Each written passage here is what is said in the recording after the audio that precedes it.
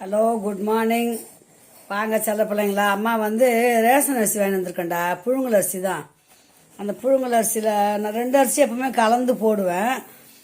அது வந்து புழுங்கல் அரிசியில் மட்டும் போட்டு பார்க்கலான்னு ஒரு ஐடியா. இப்போ அதை தான் உங்களுக்கு வந்து புழுங்கல் அரிசியில் மட்டும் இட்லி போட்டு எப்படி இருக்குன்னு காட்டுறேன் உங்களுக்கு. வாங்க வீடியோக்குள்ளே போகலாம். புழுங்கல் அரிசி, உளுந்த பருப்பு, கொஞ்சம் வெந்தயம், இவ்வளோ தான். ஓகேங்களா? வாங்க வீடியோக்குள்ளே போகலாம்.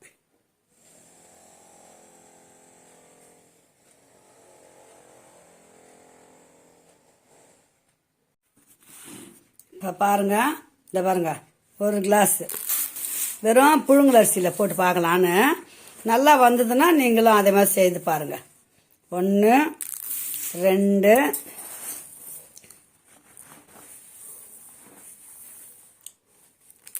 3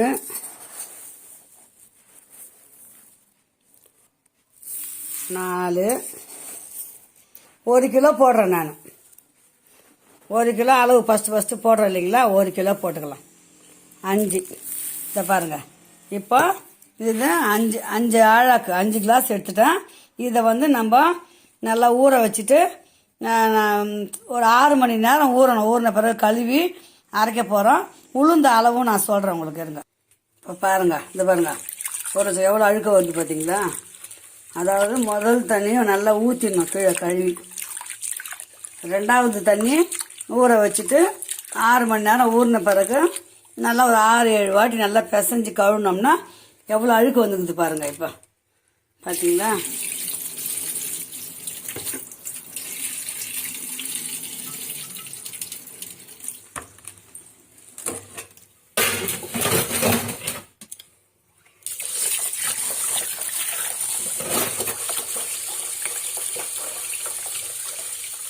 இப்போ இப்படியே பாருங்க பிள்ளைங்களா. அரிசி வந்து 6 மணி நேரத்துக்கு முன்னாடியே ஊற வச்சாச்சு. 6 மணி நேரம் ஊறணும். ரேஷன் புழுங்கல் அரிசி அது நல்லா கழுவி ஊற வச்சிருக்கிறேன். இப்போ பாருங்க, அதே டம்ளரில் 1/2 டம்ளர் தான் எடுத்துருக்கிறேன் உளுந்து. ஃபுல்லாக போட வேண்டாம், 1/2 டம்ளர் போதும். 1/2 டம்ளர் உளுந்து, 1 ஸ்பூனு வெந்தயம், இவ்வளோ தான். 5 டம்ளர். இதால் 5 டம்ளர் அரிசிக்கு 1/2 டம்ளர் உளுந்து, 1 ஸ்பூன் வெந்தயம், இவ்வளோ தான். இது வந்து ஒரு 2 மணி நேரம் ஊறணும். முதல் தண்ணியை கழுவி ஊற்றிட்டு 2வது கொஞ்சம் தண்ணியை ஊற்றி ஃப்ரிட்ஜில் வச்சிட்டோம்னா மாவு நமக்கு வந்து நல்லா உபரி வரும். மாவு அரைக்கும் போது உங்களுக்கு காட்டுறேன் நான். வணக்கம், வாங்க சொல்லுங்களா. ரேஷன் அரிசி புழுங்கல் அரிசி வந்து நான் வந்து காலையில் ஊற வச்சுட்டேன். வெறும் 5 கிளாஸ் புழுங்கல் அரிசி ஊற வச்சு நல்லா 6 மணி நேரம் ஆயிடுச்சு. இப்போ அதை நம்ம கழுவிட்டு இட்லி மாவு அரைக்க போகிறோம். வந்து ரேஷன் அரிசி தான். நான் கடை அரிசிலாம் யூஸ் பண்ணல. ரேஷனை குண்டு அரிசி போட்டுக்கிறேன்.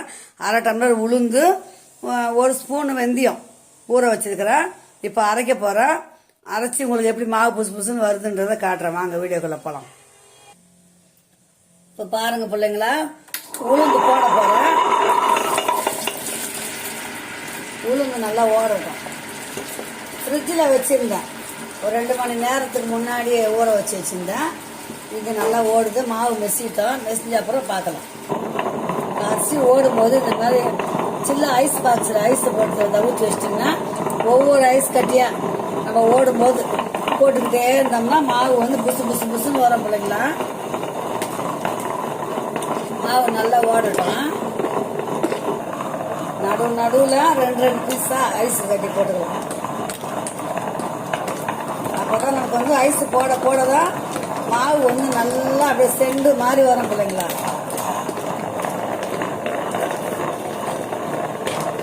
பாருங்க, 100 உளுந்து தான் போட்டேன். இப்போ எவ்வளோ வந்துக்குது பாருங்க.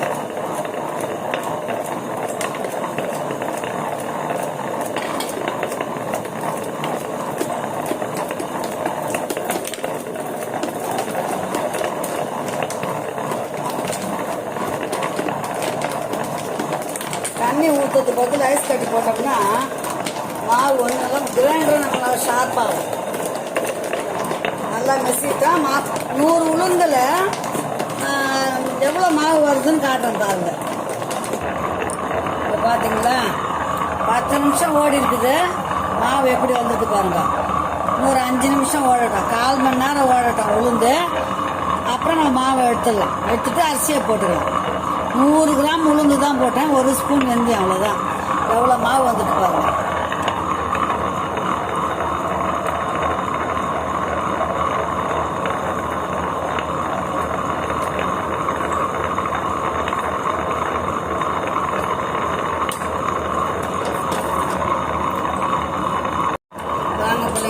மாவு மெசிஞ்சிச்சு.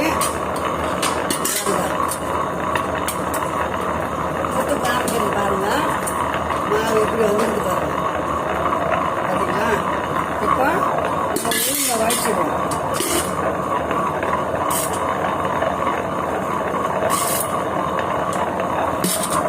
சுத்தமாக வலிச்சிட்டு அரிசியை போடுவோம்.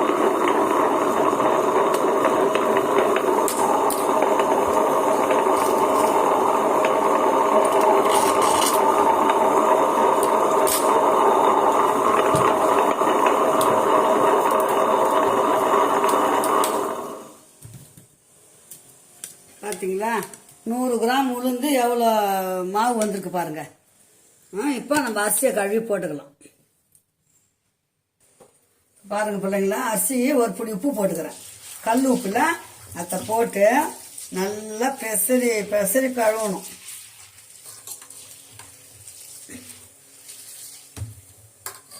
நான் இட்லி அரிசிலாம் கடையிலலாம் வாங்க மாட்டேன் சொன்னாங்களா, எப்போவுமே ரேஷன் அரிசி தான். பாருங்க, பச்சரிசி கலந்து போடுவேன். இந்த வாட்டி வெறும் புழுங்கல் அரிசியில் போட்டு உங்களுக்கு காட்டலாம் அப்படின்னு போடுறேன். நல்லா பசங்க பாருங்க.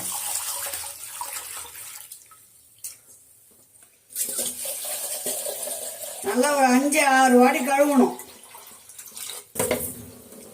நல்லா கழுவிட்டோம்னா, ஏற்கனவே நான் ஒரு 2 வாட்டி கழுவிட்டேன். இந்த 3வது உப்பு போட்டு கழுவுறேன்.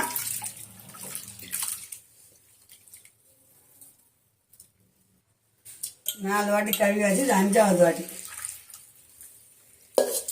எப்படி வெள்ளையாயிடுச்சு பார்த்தீங்களா அரிசி? கடை அரிசி மாதிரியே இருக்கு பாருங்க. அவ்வளோதான். இப்போ நம்ம மாவை வந்து கிரைண்டரில் போட்டுற வேண்டியதுதான் அரிசியை. இப்போ நம்ம அரிசியை போட போகிறோம் கொஞ்சம் கொஞ்சமாக.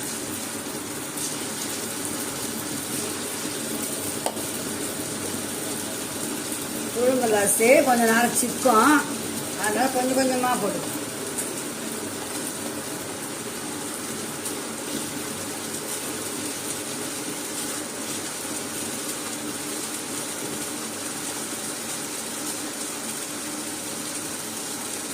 பாதி மெசிஞ்ச அப்புறம் மீதி அரிசியை போட்டுக்கலாம். இப்போ பாதி அரிசி மெசிஞ்சிச்சு, மீதியும் போட்டுக்கலாம். மொத்தமாக போட்டோம்னா சிக்கும் அப்படியே.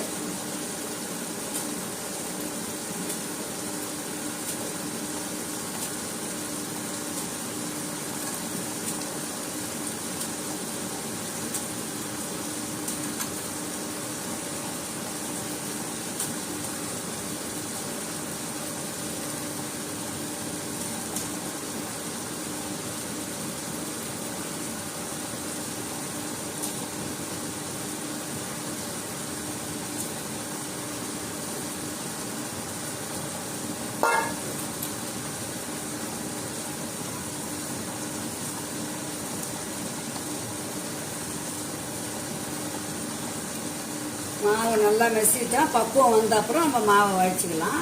இப்போ மூடி வச்சுக்கலாம். மாவு இன்னும் மெசில, அதனால கொஞ்சம் கொஞ்சமாக தண்ணி ஊற்றிக்கலாம். புழுங்கல் அரிசி கொஞ்சம் லேட்டாக தான் மெசியும். பச்சை அரிசினா கொஞ்சம் சீக்கிரம் மெசிஞ்சிடும். இந்த புழுங்கல் அரிசி இல்லைங்களா, அதனால கொஞ்சம் லேட்டாக தான் மெசியும்.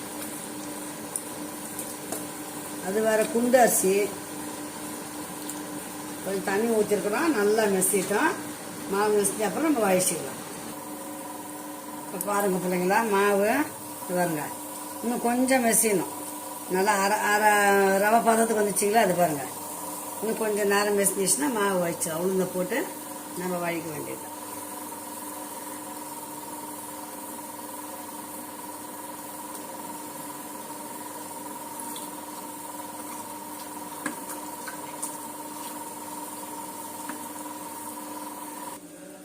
இப்போ மாவு பாருங்க நல்லா பக்குவத்துக்கு வந்துச்சு. இப்போ நம்ம என்ன பண்ணலாம், உளுந்த போட்டுக்கலாம்.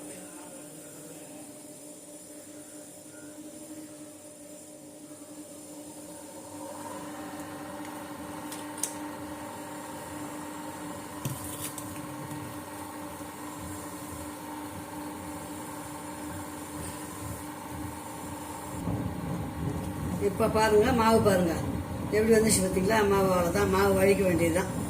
மாவு வழித்து வச்சுட்டு 6 மணி நேரம் 8 மணி நேரம் புளிக்க வச்சு இட்லி ஊற்றி காட்டுறேன் எப்படி இருக்குன்னு உங்களுக்கு. மாவை வழிச்சிடலாம்.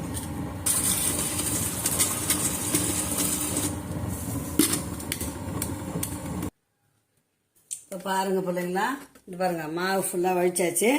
இது 8 மணி நேரம் புளிக்கட்டும்.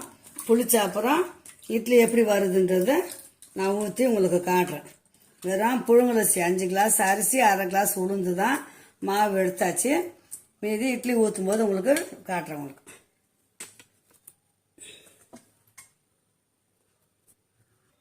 ஓகே பிள்ளைங்களா, மாவு ஆட்டிட்டேன். பாருங்கள் மாவு ஆட்டிட்டேன். 8 மணி நேரம் இது புளிக்கட்டும். இட்லி ஊற்றி எப்படி வருதுன்றதை பார்க்கலாம். இப்போ பார்த்தீங்களா பிள்ளைங்களா, மாவு பாருங்கள் 8 மணி நேரம் ஆயிடுச்சு. இது பாருங்க மாவு எப்படி இது வந்துது பாருங்க. இப்போ நம்ம வந்து உப்பு போட்டு நல்லா அடித்து இட்லி ஊற்றிக்குவோம். அவ்வளோதான். இட்லி ஊற்றிட்டு அம்மா எப்படி இருக்குது செண்டாக வரும் இட்லி உங்களுக்கு காட்டுறேன். வெறும் புழுங்கல் அரிசியும் ரேஷன் புழுங்கல் அரிசியும் உளுந்தம்பருப்பு 1 ஸ்பூன் வெந்தயம் போட்டு அரைச்சிடலாம். மாவு பார்த்தீங்களா 8 ஹவர் ஆகி போச்சு. இப்போ தான் இட்லி ஊற்றிக்கலாம்.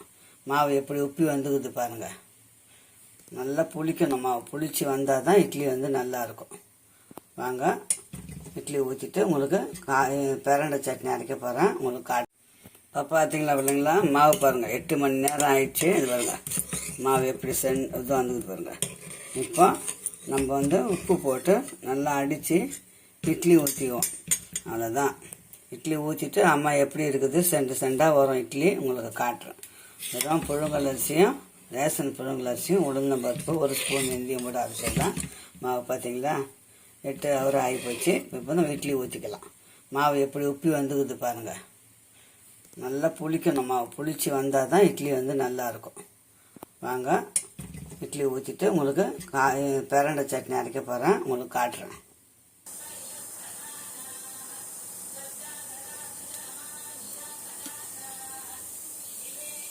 இப்போ தண்ணி நல்லா கொதிக்குது. இட்லியை ஊற்றிடலாம். கடன்னு இட்லியை ஊற்றிட்டு இட்லி வெந்துட்டோன்னா சட்னி அரைக்க வேண்டியது தான்.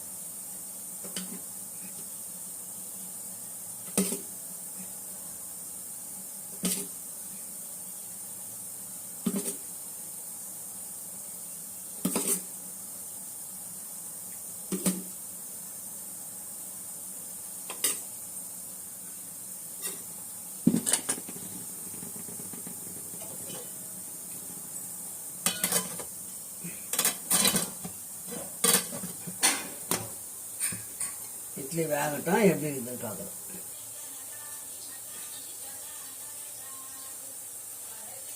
இப்போ பாருங்கள் இட்லி எப்படி வந்திருக்கு பாருங்கள். சூப்பராக இதெல்லாம் குத்தி பார்த்தோம்னா ஒட்டலை. இப்போ நம்ம இட்லி எடுத்துருவோம். சூப்பரான இட்லி ரெடி ஆயிடுச்சு. நான் எடுத்து காட்டுறேன். பாருங்கள்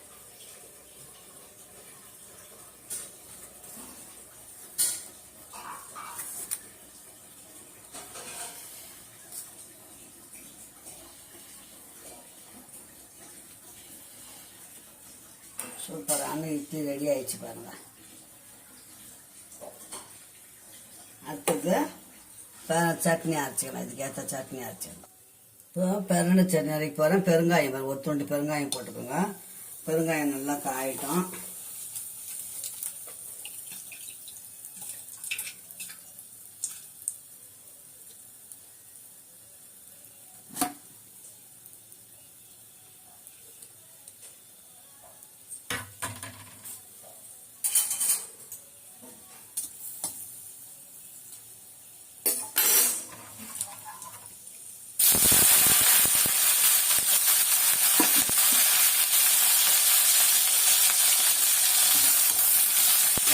பரலை வந்து நல்லா ப்ரௌன் கலர் ஆகும்.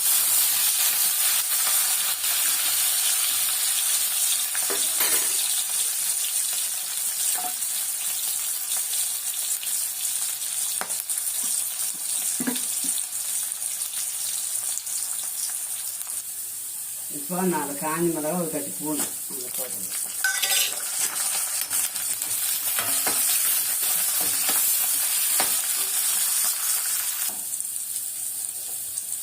வெங்காயம் போட்டுக்கலாம். வெங்காயம், தக்காளி, புளி, அவ்வளோதான்.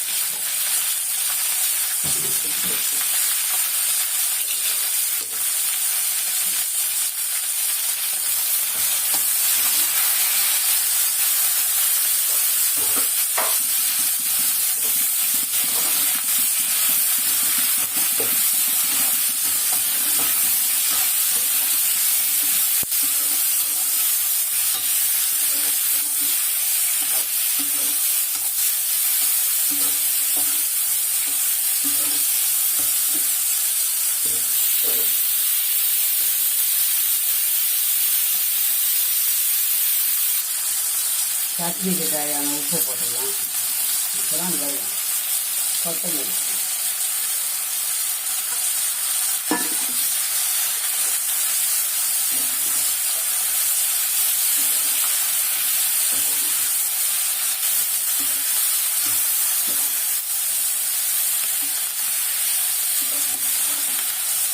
கொத்தமல்லியும் கருவேப்பிலையும் போட்டோம்னா கொஞ்சம் சட்னி டேஸ்ட்டாக இருக்கும், நல்லா இருக்கும்.